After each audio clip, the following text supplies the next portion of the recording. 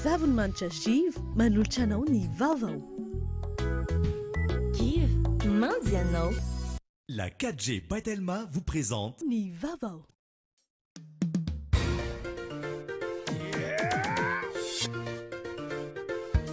Arahinao ny fampalalam-baovao miaraka amin'ny Spaghetti Francia. Spaghetti Francia, safidiko, safidintsika. Couche molle fixe, manolotra anao ny vaovao.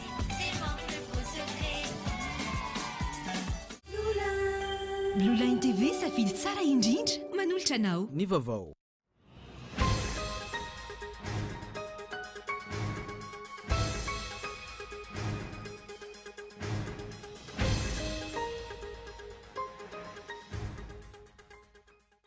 Voantso atao fanadihadiana eny amin'ny Bianco ny Premier Ministre mahafaly solonandrasana Olivier sy ny ministra roa anatin'ny gouvernement raha ny vaovao navoaka ny gazety Le Monde Afrique sy VOA. Fanoloana ministra famoahana vola vaovao, paikady politika hiatrehana ny fifidianana no betsaka raha ny fanazavan'ireo mpandinika politika. Efa voalaza ombienombeny raha ny fanazavana fa tsy ny fanoloana olona no ilain'ny vahoaka.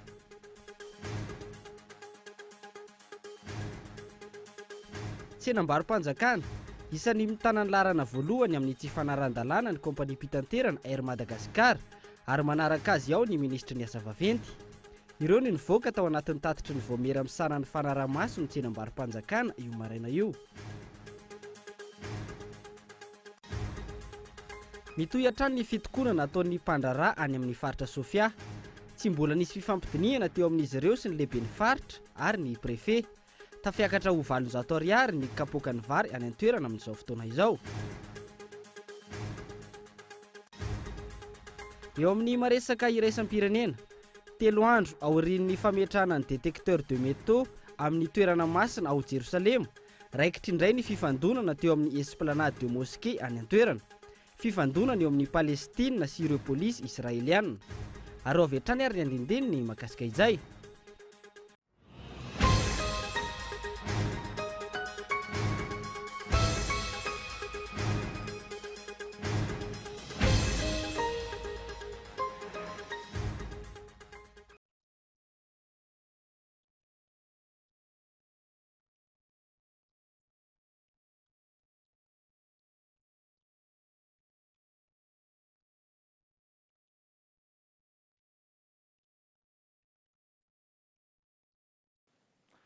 Finaritra tompoko lasy tompoko vavy manasanao ary anaraka ny fampalalam-baovao Kolo TV hatramin'ny farany anombotsika ny vaovao voantso atao fanadihadiana eny amin'ny Bianco ny Premier Ministre mahafaly solonandrasana Olivier sy ministra roa ao anatin'ny gouvernement raha ny vaovao navoaka ny gazety Le Monde Afrique sy VOA raha kolokolo ny antsona azy ireo raha ny hita ao anatin'izany fanadihana Andra Arson.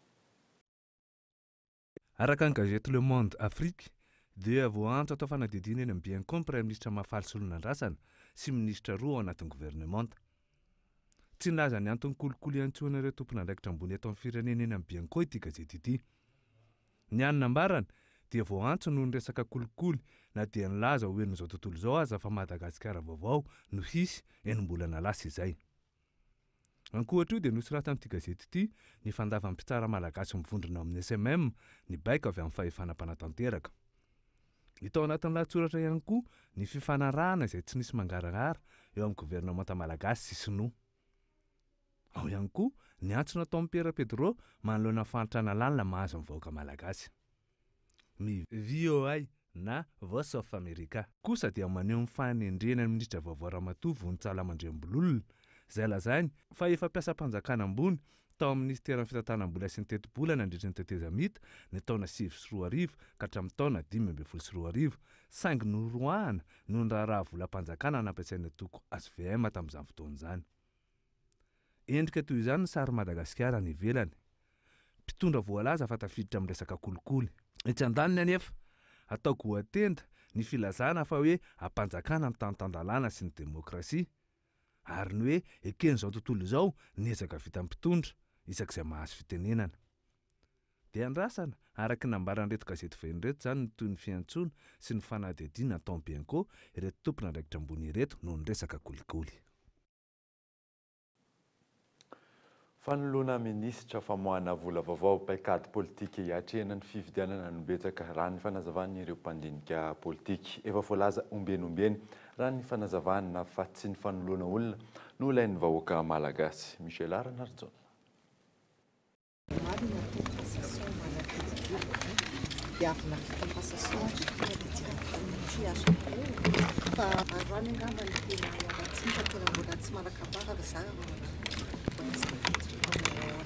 Tahaka izany ny valiten'ny ministra ny vola sy ny fitantanam-bola rehefa nanontaniana ny paikady entina hanarenana ny ministera izay nilaozan'ny Rakotoarimanina Gervais vao tsy ela.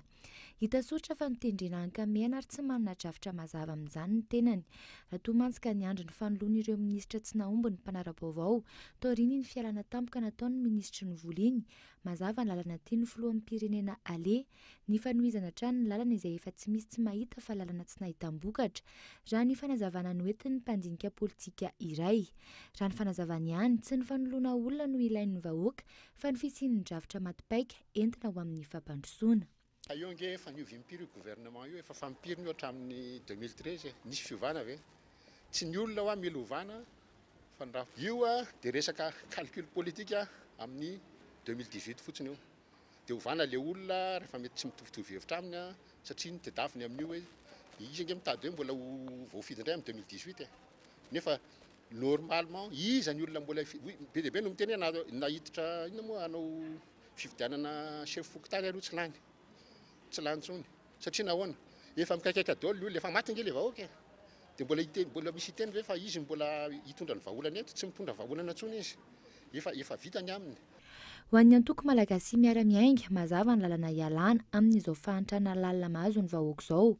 Tsy misy afa-tsy ny fanaovana ny fifidianana amin'ny alohan'ny fotoana. Ny vaovao eto amin'ny firenena mazava nga manotenin'ilay ministra fitantanam-bola ny ala teo iny fa tsy misy ny mangarahara, tsy misy ny fahamarinana ary tsy mitondra fomba fijery makany amin'ny fampandrosoana na tonga azy ny ala ka ho an'ny mpatokom-pandrohatra zany dia mazava ho azy fa ireo izay mijanon'ireo zany dia mbola gouvernement ny kolikoly sy ny tsy fahombiazana ary tsisy ny inona indrasana amin'izany gouvernement anjakan'ny kolikoly sy ny tsy fahombiazana zany eto amin'ny firenena tsy izay no teny azy fa ireo anatiny azy zany dia efa mahatsapany zany dia tokony mieritreritra ny vahoaka mieritreritsika rehetrarehetra ahafahana mamahaingana ny olana eto amin'ny firenena ka isan'ny mahatonga anay ny hoe ataovy malaky ny fifidianana ovainy lalam-pifidianana mba tsy isiany ny halatra tamin'ny ohatran'ny teo aloha ihany.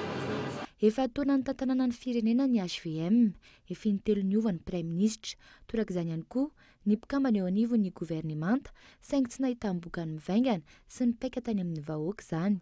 Tsy ny fanoloana ny tompona andraikitra ny vahaolana fa ny fananana viana sy paikady mazava ho amin'ny fitantanan-dra-raha-mpanjakana sy ny fampandrosoana no tsy misy fa manjavozavo raha araka ny nambaran'ireo mpandinika politika hatrany. Eo amin'ny tontolon'ny tsenam-barom-panjakana isan'ny mitana laharana voalohany amin'ny tsy fanarahan-dalàna ny kompania mpitaterana Air Madagascar ary manaraka azy ao ny ministeran'ny asa vaventy ireo no nivoaka tao anatin'ny tatitra ny voameram-pirenena misahana ny fanaraha-mason'ny tsenam-barom-panjakana io maraina io fanadiny Mioramanitra. Maro ny endrika tsy fanarahan-dalàna eo amin'ny sehatry ny tsenam-barom-panjakana eto Madagasikara. Rafitra misy 70% no nanaovana fanaraha-maso teo amin'ny tsenam-barom-panjakana ny taona 2024. Androm-panjakana sy ministera ny 70 tamin'ireo, 170 kosa ny rafim-panjakana ary 7 ny orinasa-panjakana. Araka ny tatitra nataon'ity vaomera ity, isa mitana ny laharana voalohany amin'ny tsy fanarahan-dalàna ny kompania mpitaterana Air Madagascar ary manaraka azy ao ny ministeran'ny asa vaventy sy ny postra malagasy.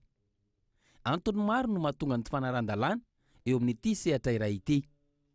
Farany ambany indrindra tao anatin'ilay tany ato moa zany raha ny hitanay dia ny postra malagasy sy ny ministera ny travaux publics ary ny Air Madagascar. Dia le roa farany indrindra moa zany dia tsy namoaka tsy nanana archive mihitsy izy nahafahanay mijery azy. Donc ny tsy fisiany archive aloha zany tena ato voalohany dia tsy afaka akory izahay mijery inona atao aminazy. Ho an'ny Air Madagascar indray dia tena mbola tsy nanaraka mihitsy izy procédure de passation des marchés publics hatramin'izay na ery Madagasikara an'izay fa vao tamin'ny herintaona izahay sy ny avao amin'ny RMP no manentana azy hiditra ao anatin'ilay procédure. Raha lalàna misy dia efa tokony nanaraka foana izy fa mbola tsy nanaraka izy aloha teo alohan'ny taona lasa dia izay nampatonga anazy hoe tena rehefa nijerena ny zavatra nataony tao dia tena izy ny tany farany ambany indrindra ny fanarahana ny lalàna. Maro ny sazy voalazan'ny lalàna mikasika ny tsy fanarahan-dalàna eo amin'ny fampiasana ny volam-panjakana amin'ny ankapobeny. Mbola olana ihany koa nefa ny fampiarana ireny sazy ireny ho an'ny manam-pahefana. Anjaran'ny fitsarana maefa ny fanasaziana ireo mpandika lalàna.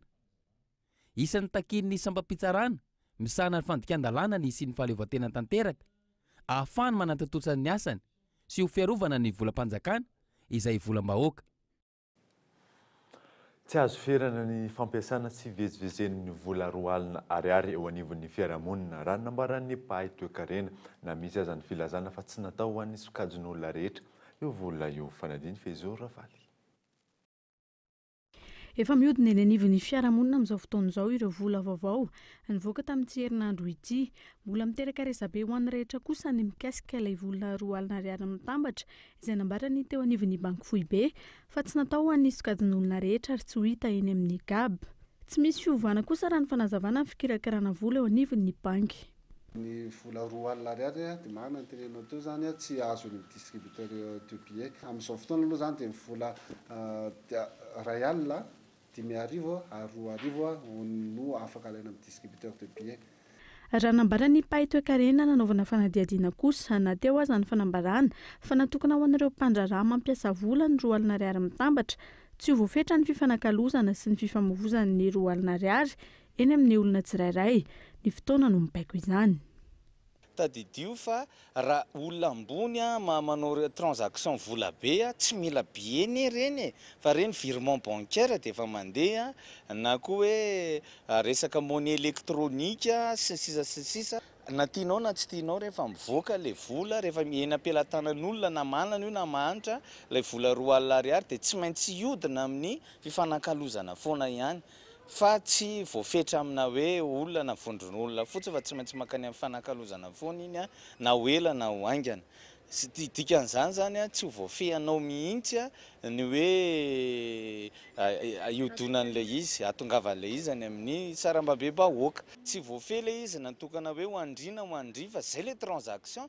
Raha ny fanadihadiana natao, misy ireo milaza fa ahina hiteraka fiakaran'ny vidim-piainana ny fiparitahan'ny vola roa alina ariary mitambatra eny anivon'ny fiarahamonina. Effet psikolojika kosa no mahatonga izany raha nambarany Pahay Toekarena nanaovana fanadihadiana saingy tsy voatery hitranga izany fiakaran'ny vidim-piainana izany. Iena araka izany manomboka eto ny fifanankalozana amin'ireo vola madinika. Antony mety hiteraka izay fiakaran'ny vidim-piainana izay. Ny fanabeazana ara-bola kosa no fepetra tokony ho raisin'ny fanjakana sy ireo tompon'andraikitra isan'ny tokony. Mahakasika ireo vola vaovao ireo hatrany dia sadaikatra ireo tantsaha sy mpivarotra eny an-tsena amin'ny fandraisana ny vola vaovao na raha ny lalàna aza ny fandavana ny vola. Ahina tsy haharitra ireo vola amin'ny endriny vaovao ireo raha ny fanazavana mpivarotra sy ny mpanjifa izay mikirakira vola isan'andro. Fezoro Ravaly hatrany. Samy manana ny heviny ireo olom-pirenena mahakasika ny fiparitahan'ny vola vaovao eny anivon'ny fiarahamonina. Misy ihany koa ireo mitsikera ny endriny sy ny kalitao. Ahina tsy haritra ela fa mora ho simba ireo vola ireo raha ny fanazavan'ny olom-pirenena sendra ny mpanao gazety androany. Eo ihany koa ireo sadaikatra andray izany. Mbola mety mbola misalasala aloha nandray azy satria mbola tsy fantatra ela izy hoe ty marina ve le roa alina.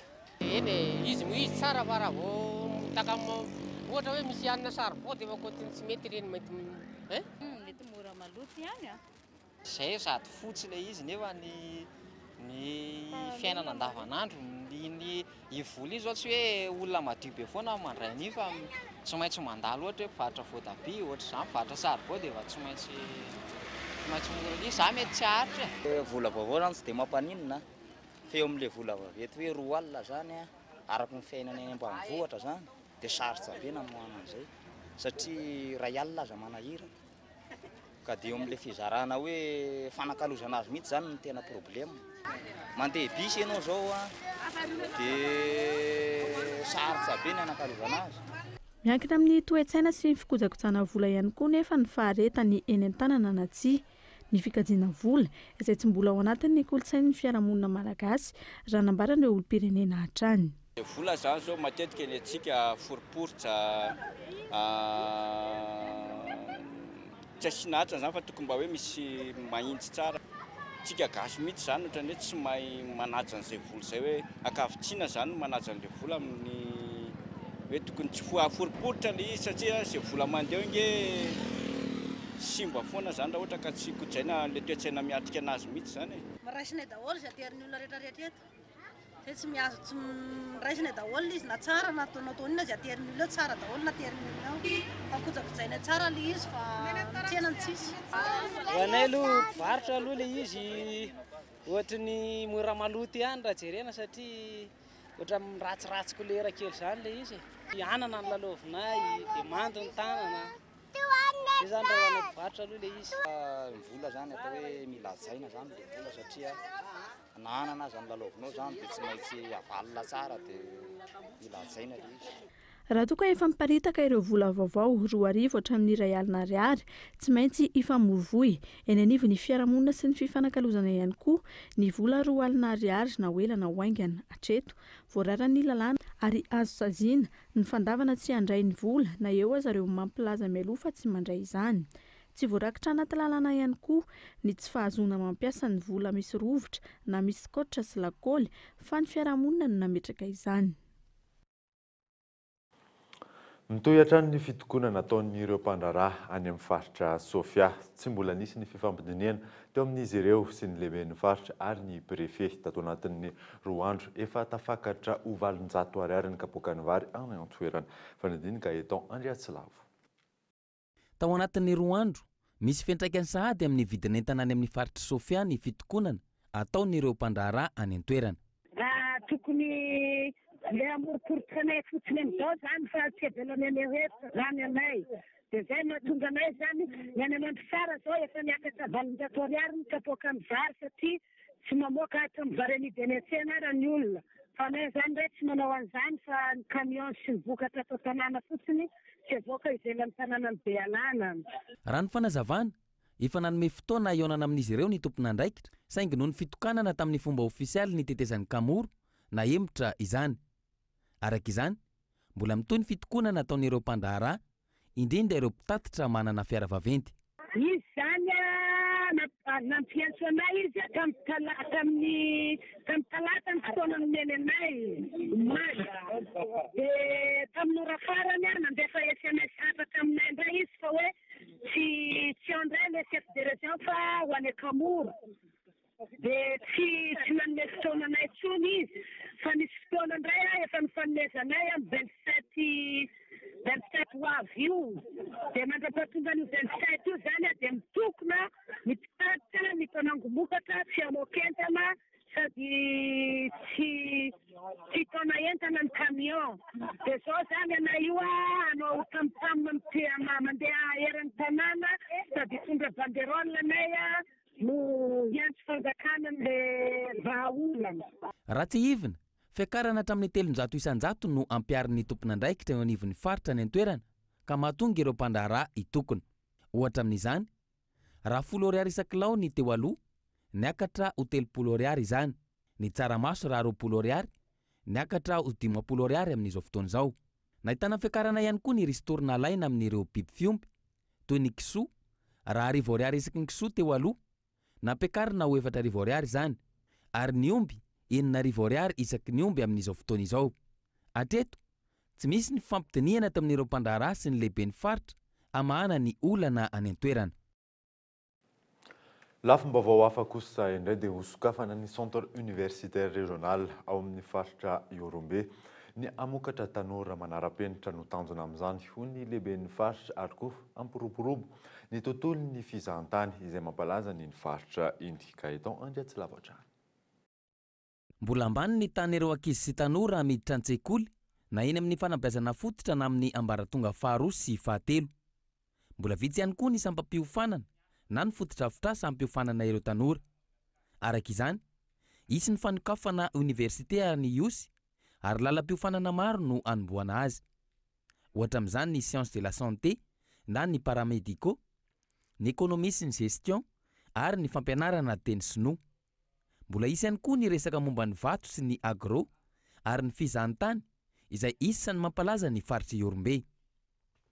Io parc national ny Salony voalohany ary arasika malala fa campagne touristique amitsika miteny zao na de ray volana talohany zao rehefa efa misy mpisidika sahady tao. Zay zany ny hevitra ny poitra teo. Ka fanomboana fotsiny io anakiroa droit sy médecine teneniko teo io fa mitsiry ho azy ny mine sy ny agro indrindra fa ny tourisme ary misy filière maro azany mety poitra eo. Ka izy napetraka teo hoe ny fanomboana ihany no manahirana. Raha fa manomboka le izy de tonga aby rehetrarehetra. Salan'ny vinagny io, salan'ny vinagny rano na salan'ny ty tanànan'ny Hosti. Tanànan'ny Hosti ane talohany 2000 mbola kelikely. Fa sika miteny zao no nisokafany route nationale numéro 13 lasa goudron de izy zao tanàn-dehibe azo lazaina hoe pôle de croissance azo lazaina fa hoe plateforme zay ny filazana azy. Izany sy ho tonga ty Iorombe, izany sy afantatra ny Iorombe, ka izay fanatsarana ny Iorombe zay zany no nanangana ty centre universitaire ity satria sika manakarena indrindra fa ireo tanora sika reo zaza reo zany dia manampahaizana tokoa. No tanterahina ny alarobia 12 ny volana Jolay lasa teo tao Iosy ny fivorina fanomanana ny fanokafana ny centre universitaire régional ao Iorombe. Tapaka nandritra izany fa atsangana ny comité de pilotage ananganana ny fotodrafitrasa. Raha ny vaovao voaray atao ao amin'ny lycée Iosy aloha ny toeram-piofanan'ireo mpianatra mandra-pahavitany ny fanorenana ny fotodrafitrasa vaovao ao amin'ny commune Ambia. Tahaka ny mahazatra alohany anarantsika ny toy ny vaovao ireto misy dokavarotra.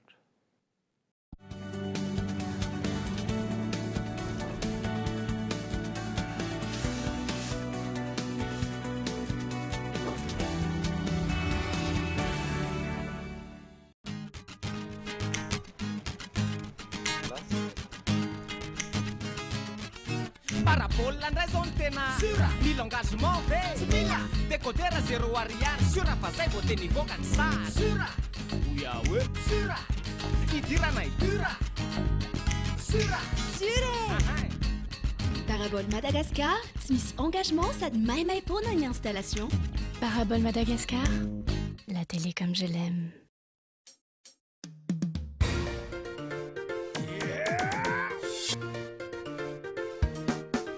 Spaghetti tena matsiro Spaghetti français Mura vidy tsara qualité Spaghetti français Tsy mirekidraikitra mora andrahoana mitombo tsara mora masaka avitana karazan-tsakafo Spaghetti français mampire antsika tsabe Spaghetti français Spaghetti Francia safidiko safidintsika Bip bip tic tac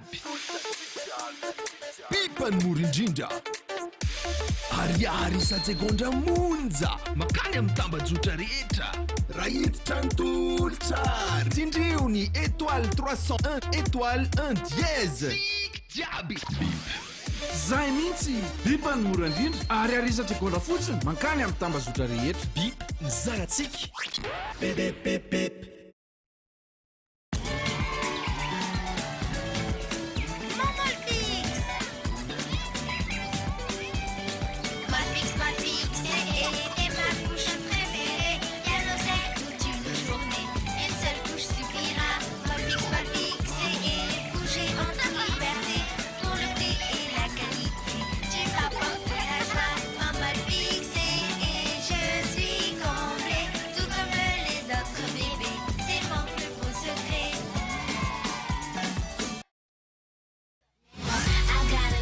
Telma mora 500 vaovao mandona be Arary isatsekondra makany amin'ny Telma efatra ariary makany amin'ny tambazotra hafa miangatra amin'ny SMS roapolo na internet 20 mégaoctet tsindroary ny dièse 322 étoile 20 dièse dio amin'ny amin'ny volany tolotra dia mahazo bonus roapolo isanjato Telma numéro 1 mora akory leka sarasarasa magnaranga fa dia tegna milahy koa ny vamanlahy ty fantatry lang vaovao mankalaza fa 12 taona neneny elite GSM be tantarao leka fety be ao am'izao zay mividy smartphone na teknolojia anankiray dia mahazo telefône na hafa mahimahimpona amin'ny vidiny teo aloha ihany fa ity neny tena goavany misy fisarihana mety azahoanao mitsangatsangana miaraka amin'ity limousine na tekno ity na ho any amin'ny parc Tsimbazaza rova Manjakamiadana ho any amin'ny Frog Farm sy ny sisy sady misakafo atondra amin'ny food court akory didy mahimahimpona e mihinana zelany iny olona 5 isan-kerinandro mahazo an'io. Techno, 12 plus 1 mois de garantie. Elite GSM, la vie plus avancée.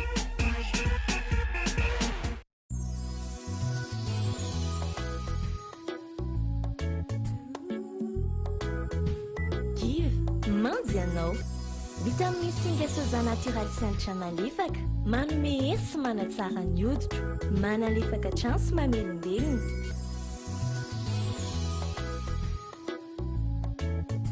ho an'ny fotoana mamindrindra iainako ampiasaiko Give mandy ianao.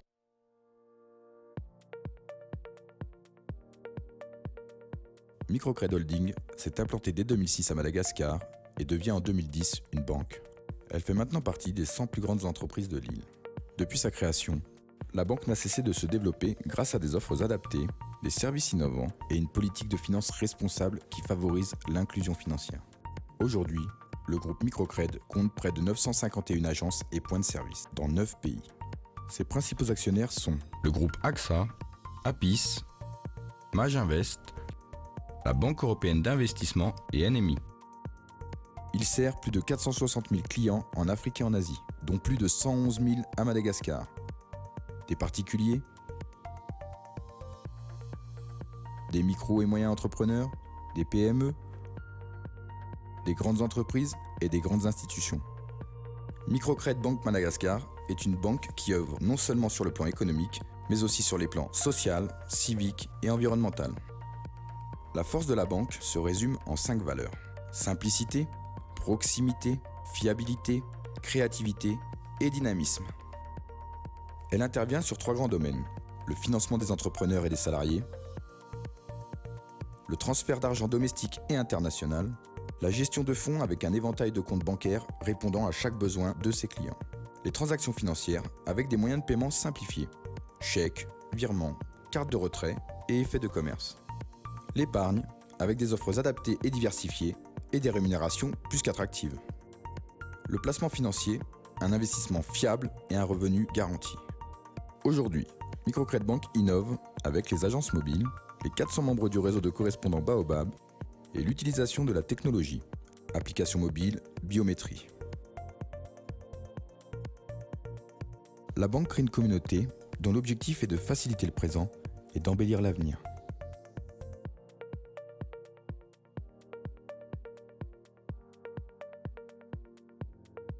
Microcred Banque Madagascar, voire plus grand.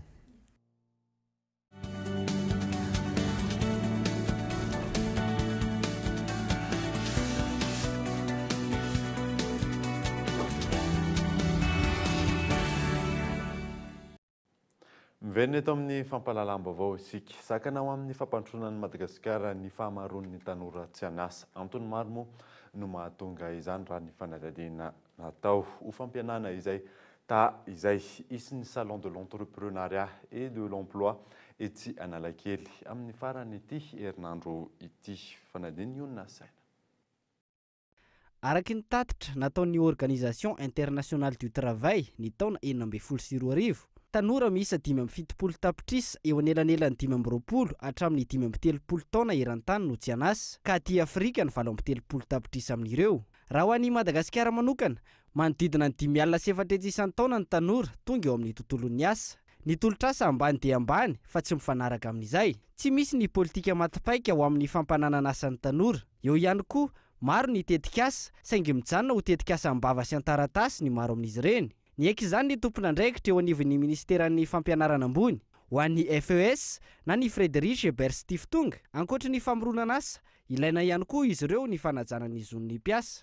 Somary efa voafetra ihany amin'izao fotoana izao zany ny ataoko hoe ny atao hoe recrutement ny amin'ny sehatra samihafa any na fanjakana na eo anivon'ireo secteur privé ny opérateur économique misy fa voafetra ihany dia noho izany zava-dehibe le hoe fampironana ny tanora indrindrindrindra ny vehivavy makany amin'ny hoe famoronana asa ho an'ny tenany entrepreneuriat zany na auto-emploi. Tsy mamorona asa fotsiny fa miasa fonina dia asa manaraka ny fenitra mahaolona farafahakeliny ary eo ihany koa ny karama sahaza zany. Dia zany mahatonga ny FES nantoka mikenitiasy ministera ary miaraka koa amin'ny syndicat. Ankoatr'izay, ilaina ihany koa ny fanabeazana ny tsirairay tsy ho zatra toloram-potsiny na ihany koa akatahaka ny hafa fa anana saina tia karokaroka. Tsy mandeha irery anefa izany fa ilaina ny fandraisana andraikitra avy amin'ny fanjakana toa ny fametrahana ny fandriampahalemana amin'ny lafiny rehetra. Ny fanamorana ny fikarakarana ny tonta-taratasy ilaina amin'ny fananganana orinasa madinika sy salantsalany. Ny fanamorana ihany koa ny fepetra azahoana mindram-bola hoety miainga ahafahany tsirairay manao asa tena sy hanome asa ho an'ny hafa. Ho fanampiana ny tanora izay misedra olana amin'izay fitadiavana asa izay, misy ny salon de l'entrepreneuriat et de l'emploi ny faraiky amby 20 sy 22 jolay ho avy izao etsy amin'ny parvis Analakely. Ambony tany fahalotoan'ny rivotra eto andrenivohitra amin'ny toerana sasatsasany, isan'ny mahatonga an'io fahalotona io ny setroka izay avoakan'ny fiara fanadina. Manodidina ny 12 no tratrananao kolikoly tamin'ny vizity teknika an'ireo fiara eto amintsika tamin'ity taona ity. Maro arak'izany no efa nahiditra ponja tamin'izany. Maro koa ireo fiara no tsy manatanteraka ny vizity teknika. Ny kolikoly no isan'ny nambaran'ireo tompona andraikitra fa mahatonga ireo fiara eto amintsika tsy hanara-dalàna sy mamoaka setroka be. Hatramin'izay moa zany efa nisy ny tranga ny seho dia efa nisy ny mpiasa voasazy nampidirina ponja mihitsy. Nisy ihany koa ireo mpanome izay efa maromaro ataoko hoe teo amin'ny 15 taona ma zay no efa tratra izay efa nandalo fitsarana ny sasa moa niditra tany ponja zany. Nanaitra ny mpanara-baovao ny nampiatoana mandritra ny fotoana tsy voafetra ny contre-visite atao eny an-dalana. Raha tsy ahivana, didim-panjakana no nanapaka ny anaovana ity fitsirihana tampoka eny an-dalana ity. Maro ireo fiara hita fa tsy manara-dalàna nandritra ny fanatanterahana azy io. Misy ihany koa amin'izao fotoana izao ny sosikevitra hampanaovana vizity teknika ireo kodiaran-droa toy ny moto mba hanaraha-maso azy ireny. Mbola hotohizana sy mbola vinavinaina zany hoe iza indray no kooperativa hojerena manokana. Fa tsy hoe systématique zany dia hoe alefa tsirairay dia daholo ny kooperativa fa arakaraka ny fahitana azy no ahafahana manao an'ilay contrat visite n'ilay kooperativa. Ato zany zay efa mieritreritra atoato hamolavola lalàna hitiliana manokana ny moto zay ho ampanaovina visite teknika koa satria miteraka aretina maro toy ny aretin'ny taovam-pisefona ny fahalotoan'ny rivotra. Ireo olona efa manana aretina toy ny soika sy ny alergia no tena atahorana amin'izy io. Isan'ny soroana izany ny fakana rivotra madio matetika sy ny fampiasana fitaovana fanampenam-bava hoy ny mpitsabo nanaovana ny fanadihadiana. Ny aretina azo avy amin'ny vokatry ny setroky ny fiara dia ny taovam-pisefona aloha no voakasika voalohany indrindra, zany hoe any amin'ny avokafoka zany, dia amin'izay ilay olona no mahazo fahaseporana ny fisehoany ohatr'izay dia mitraikatra ny vatana rehetrarehetra zany iny, lasa ohatran'ny reraka izy satria tsy ampy le oxygène fahalalantsika azy tonga tokony hiparitaka ny amin'ny vatana ray manontolo. Lasa rivotra iainan'ny olona amin'ny andavanandro ny setroka maloto avoakan'ny fiara eto andrenivohitra. Ny fanamafisana ny fanaraha-maso atao amin'ireo fiara miasa eto an-toerana no ahafahana miala amin'izany. Eo ihany koa ny tokony handraisan'ny ministera miahy ny tontolo iainana sy ny ofisy nasionalin'ny tontolo iainana andraikitra mivantana amin'ny fahampitehan'ny tontolo iainana andrenivohitra fa tsy hijanona fotsiny amin'ny fahampitehan'ny ala voaro sy ny tontolo iainana ambanivohitra. Mankalaza ny 15 taonany Elite GSM miaraka amin'ny tekno amin'izao fotoana izao. Hetsika lehibe no atolotra ho an'ireo mpanjifa izay mitondra ny anarana hoe vacances samy fety be. Mahakasika an'izay ary. Amin'izao fankalazana ny 15 taonany Elite GSM miaraka amin'ny tekno izao dia faly izahay manolotra ho anao tolotra goavana izay mitondra ny anarana hoe vacances samy fety be. Ny vacances samy fety be dia manomboka ny 20 Jolay ka hatramin'ny faran'ny volana Aogositra ho avy izao. Andeha rampiseho anao izany tolotra goavana izany. Ny tolotra voalohany dia ity tekno L9 ity. Izy ity dia hijanona amin'ny vidiny mahazatra 600 000 ariary. Fa kosa raha mividy azy ity ianao dia mahazo an'ity T349 ity. Izany hoe mahazo telefona anankiroa zany ianao amin'ny vidiny anankiray. Iaraha malala moa fa ny tekno rehetra dia double puce avokoa. koa raha mahazo azo roa reto ianao dia afaka mampiasa an'ireo tambazotra efatra eto Madagasikara. Ankoatr'izay dia maro isan-karazany ny telefona misy eto amin'ny Elite GSM arak'izao hitantsika izao. Ka ho anareo rehetra izay mividy telefona ato ao anatin'izay vacances en fête be izay averika any fa ao anatin'ny 20 Jolay ka hatramin'ny farany volana Aogositra dia afaka mandray anjara avokoa amin'ny fisarihana izay ho atao eto. Ny 5 voasarika voalohany sy tsara vitana amin'ny fisarihana izay ho atao isan-kerinandro io dia mahazo an'ilay loka miavaka. Andeha ho jerentsika izay loka miavaka izay. Ny loka atolotry ny Elite GSM miaraka amin'ny Tecno anao dia fitsangatsanganana ao anatin'ity limousine ny Tecno ity.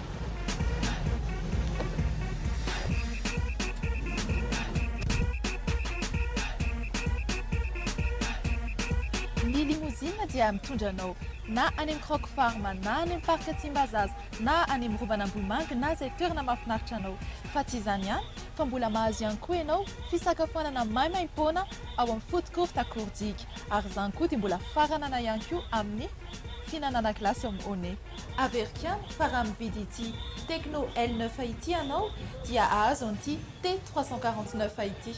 Koa ianao sisa nindrasany ato amin'ny Elite GSM amin'ity vacances en fête be ity 20 Jolay ka hatramin'ny farany volana Aogositra ho avy izao tongava maro ary. Vonina ambivoatra ny lafin'ny mozika eto Madagasikara Mikael Rakotoarivony anomevana ny mozika opéra izy amin'izany fanadina. Izy no Rakotoarivony Mikael, mpianatra iray nivoaka tao amin'ny Conservatoire de Musique tao amin'ny EGM. Nandalina ny mozika opéra ny tenany. Tanjona ny ampivoatra ity gadona ity eto Madagasikara. Nanomboana izany ny fananganana ny fikambanana Rakotoarivony Mikael, izay mivohy ny fampianarana sy ny fampivoarana ny zavakanto. Manana ny mampiavaka azy ny olona efa niofana tany amin'ny Conservatoire raha ny nambarany. Tsy ny mozika fotsiny ihany no ifantohana mandritra ny fiofanana, fa eo ihany koa ny momba ny kolotsaina, ny fomba mampanao, ny literatiora ary ny tantara. Hafa ny mianatra satria indrindra fa nyresaka mozika klasika dia tsy zavakanto fotsiny ilay izy fa tena kolotsaina lehibe anankiray izay tsy afaka misaraka amin'ilay tontolo misy azy. Izany hoe rehefa mianatra any anivon'ny conservatoire ianao toy ny zavatra ataoko ohatra dia tsy ilay hira ihany ny anaranao fa ilay tantara ihany koa. Ary indrindra ohatra zay asaina mianatra literatiora, asaina mianatra ny fomba mampanao tamin'izany andro zany. Izany hoe ny fironana tanteraka amin'ny fianarana kolotsaina anankiray no tena mahazava-dehibe rehefa mianatra amin'ny conservatoire fa tsy ny fironana fotsiny amin'ny gadon-kira anankiray na hoe ny fiantso azy amin'ny teny frantsay hoe genre. Mora mandray ny gadona rehetra izay misy ny mpihira eto Madagasikara raha ny nambarany. Ny tsy fahampiany raha fampianarana mozika eto amintsika no hitany fa mbola olana amin'ny zavakanto. Misy araka izany ny tetikasa ny eritreretiny hanampy azy amin'ny fampianarana mozika.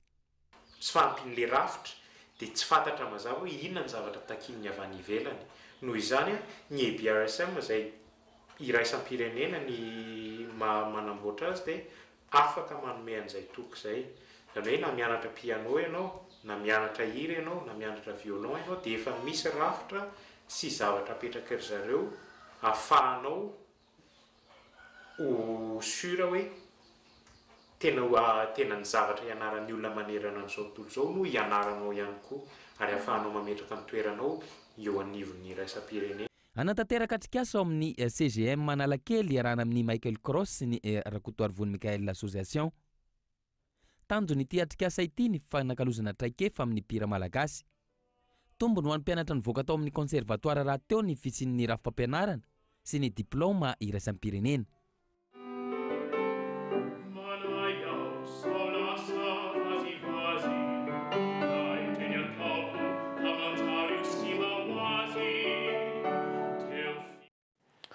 Vaovao ara-panatanjahantena kosa indray dia mingadona teto Tanindrazana ny talata teo ireo délégation malagasy niatrika ny fiadiana tompon-daka ny Afrika. Eo amin'ny taranja FIBA tana Fodjaby ny totaly 40 ireo medaly azontsika tamin'izany. Daniela Ratondrarson. Tsy mora ny natrehny ireo ekipa-pirenena malagasy tatsy Maorisy nandritra ny fiadina ny tompon-daka ny Afrika eo amin'ny taranja fibatana fonjam-by saingy nisy ny vokatra tsara azon'izy ireo. Mitotaly 40 ny medaly azontsika, volamena 3, volafotsy 4 ary medaly alimy kosa ny 7 tamin'izany. Vokatra moa zany dia ny raha nahita fa tsara ny vokatra amin'ny akapobeany, tsy misy moa tonga lafatra fa tsara ny vokatra satria anisan'ny fifatenana ireo atleta anao championnat du monde any Amerika zany iny championnat d'Afrique sady fanombohana ihany koa ny décompte des points amin'ny Jeux olympiques de 2020. Dikan'izany efa manana fanantenana sady ny fédération malagasy ny fitarana fonjam-by. Ny médaille volamena 3 dia médaille d'argent 4 dia médaille de bronze 7 zay zany ny vokatra azy ny fibatana fonjam-by. Ny atleta antsika noentina tany zany dia lehilahy 4 dia vehivavy anaky 5. Dia laharana fahatelo nisy Madagasikara teo amin'ny vehivavy zay sambany teo amin'ny tantaram-pirenena malagasy sy taty amin'ny Océane Indienne nisy an'izay. Samba no nahazo vokatra tsara tahaka izao isika malagasy hatramin'izay nandresantsika anjara teo amin'izany sehatra afrikanina izany. Laharana fahatelo tamin'ireo firenena 70 no nisy ny ekipa vehivavy malagasy izay nialoava ny Maurice Papiatrano.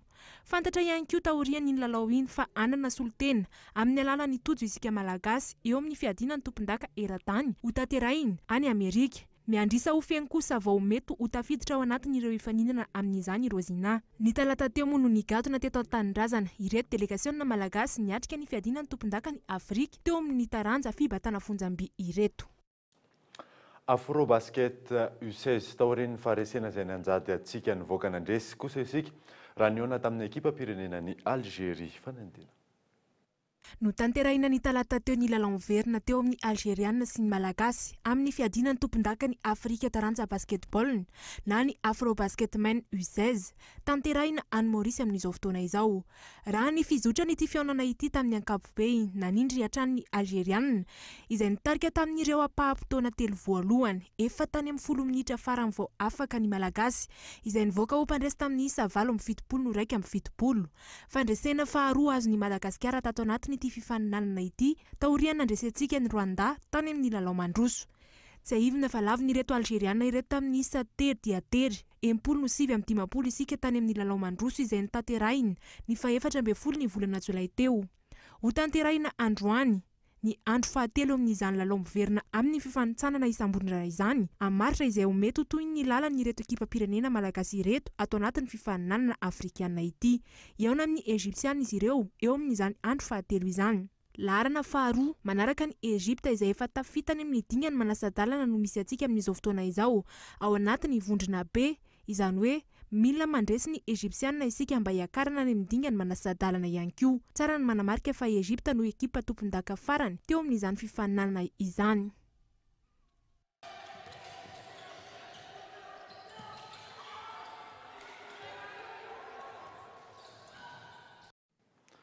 Maresaka iraisam-pirenena kosa indray dia 3 andro aorian'ny fametrahana ny détecteur de métaux ao amin'ny toerana masina ao Jerosalema raikitra indray ny fivandonana tao amin'ny esplanade ny mosquée any an-toerana fivandonana eo amin'ny palestinianina sy ny ireo polisy israelianina fanadiny ao amin'izany France 24.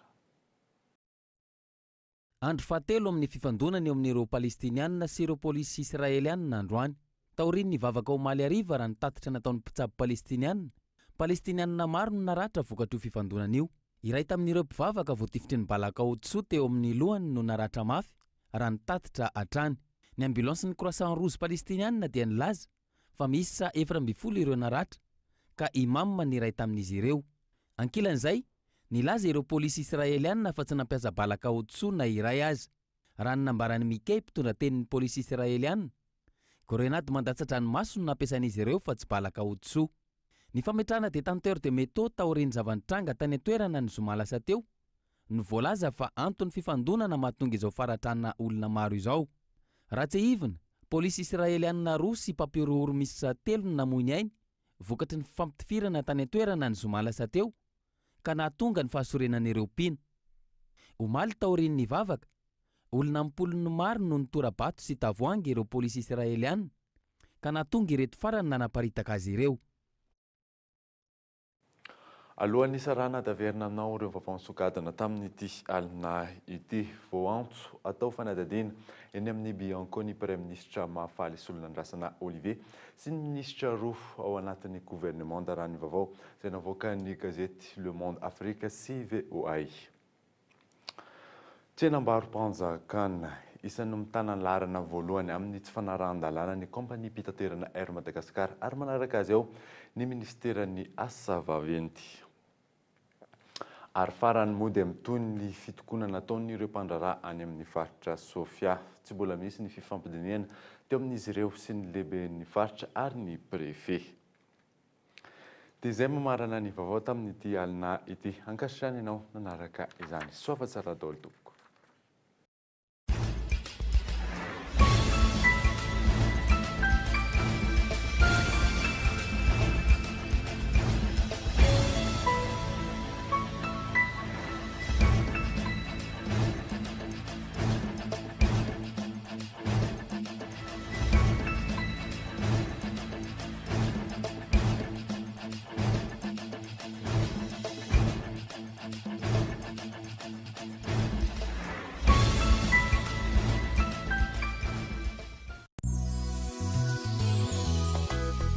Savony manitra Giv nanolotra anao teo ny vaovao.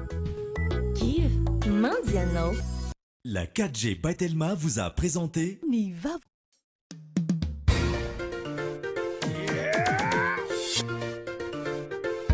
Ny fampalalam-baovao narahinao teo miaraka amin'ny Spaghetti Francia. Spaghetti Francia, safidiko safidintsika. Ny vaovao niarahanao tamin'ny couche Malfix.